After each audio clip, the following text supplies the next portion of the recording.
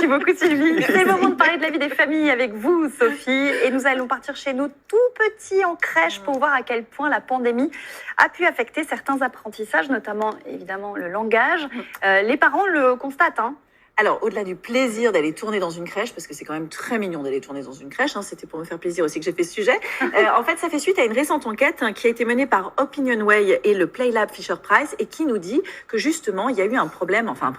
Il y a eu certains retards qui ont été constatés au niveau du développement cognitif et de certains apprentissages. C'est pas très étonnant, donc les professionnels de la petite enfance s'en inquiètent un peu. 40% des parents le constatent déjà et 91% des professionnels de la petite enfance redoutent les conséquences. L'enquête a été menée aussi avec l'association Agir pour la petite enfance. Donc, en quelques termes, vous l'avez dit, le langage, alors ça saute tout de suite aux yeux parce qu'effectivement, le port du masque, on imagine bien que c'est beaucoup plus difficile puisque les petits regardent et reproduisent. Ils sont dans le mimétisme beaucoup à cet âge-là. Mais aussi pour la sociabilisation et les émotions. Parce qu'en fait, même encore aujourd'hui, on a eu bien évidemment le confinement où les parents travaillaient à la maison, mais aujourd'hui, la pandémie n'est pas terminée et il arrive que l'on soit à la maison avec ses enfants ou que certaines sections de crèche soient fermées, donc que les enfants ne puissent pas y aller. Alors, on a rencontré cette famille, donc j'ai pas été à Venise, mais j'ai été à Meaux. Il faisait très beau à Meaux ce jour-là. Il n'y avait pas de gondole. Voilà, il n'y avait pas de gondole, mais il y avait une famille formidable. Marie-Laure, Steve et le petit Marius. Alors, eux ont 2 enfants, Marius et Ambre. Et Marie-Laure a constaté qu'effectivement, entre Ambre et Marius, il s'était passé des choses différentes. Alors, c'est peut-être lié aussi à des différences liées aux enfants. C'est ça. Voilà, ce qui est très possible aussi. Mais quand on est allé dans la crèche, les puéricultrices ont confirmé ça. Donc, on s'est rendu à Meaux dans une crèche formidable, multi-accueil, qui s'appelle la crèche Fro. Allez, on part à Meaux. Comment il s'appelle? Ratatouille.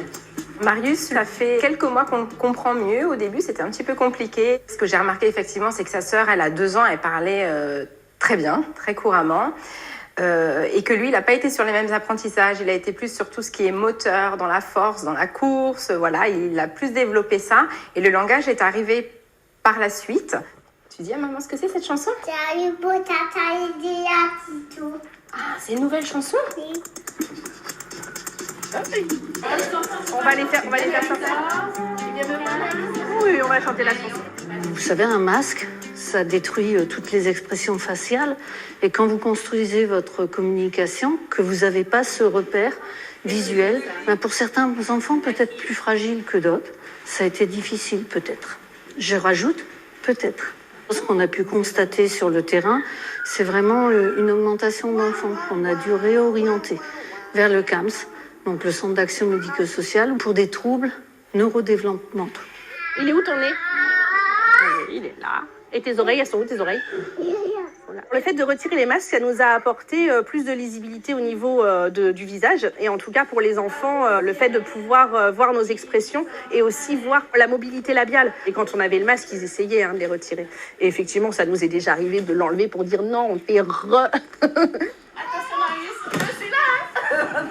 Au niveau social, effectivement, quand ils sont ressortis du confinement, il y a certains enfants qui avaient eu peu accès à d'autres enfants de leur âge ou à des jeux peut-être un peu répétitifs puisqu'ils avaient ce qu'ils avaient à la maison. Mais ça, c'était très variable d'un enfant à l'autre. C'est surtout au niveau du langage, en fait, qu'on a pu remarquer beaucoup plus d'enfants que peut-être les années précédentes qui avaient un peu du mal avec la prononciation.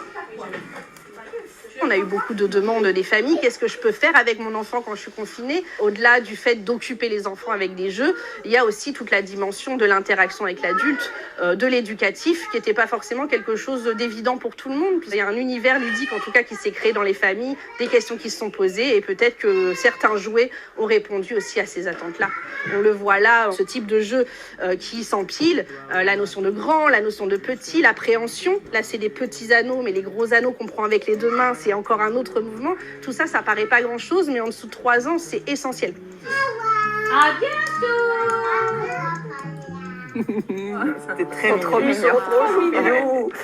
Des conseils pour les parents, qu'est-ce qu'ils peuvent faire à la maison? Alors, des conseils, je vais être la première à me l'appliquer à moi-même. C'est-à-dire que quand on leur parle à nos enfants, il faut être 100% avec eux. On parle tout le temps du temps d'écran des adultes. Mais en fait, il y a des enfants, mais c'est surtout, je viens de faire le lapsus, c'est pas pour eux. Il y a le temps d'écran des parents. Et très fréquemment, notamment chez les petits, des fois on leur parle et puis hop, en même temps on répond un mail, on envoie un SMS. Quand on peut l'éviter, c'est pas terrible. Il est vrai qu'on a été amené à beaucoup télétravailler pendant cette pandémie. Donc forcément, forcément, avec tes petits-enfants, eh bien, ce n'est pas évident. Quand on peut leur dédier un temps et qu'on leur dédie complètement, C'est ça. eh ben, Même si c'est pas longtemps. voilà. Mais il vaut être mieux à 100% avec fractionner. Et c'était un peu le problème du télétravail, c'est qu'on fractionne pas tellement entre la vie personnelle et la vie professionnelle. Donc voilà, il faut essayer d'être bien avec eux quand on est avec eux. Merci beaucoup, Sophie. Merci.